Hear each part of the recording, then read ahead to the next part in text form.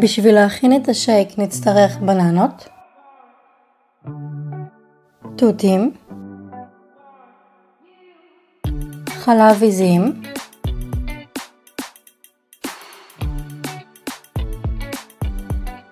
דבש,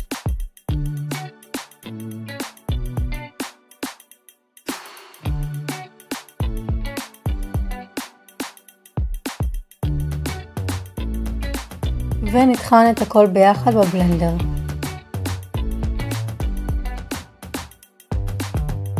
אחרי שסיימנו לטחון את הכל טוב טוב, נוסיף גם זירי צ'יה ונטחן עוד קצת.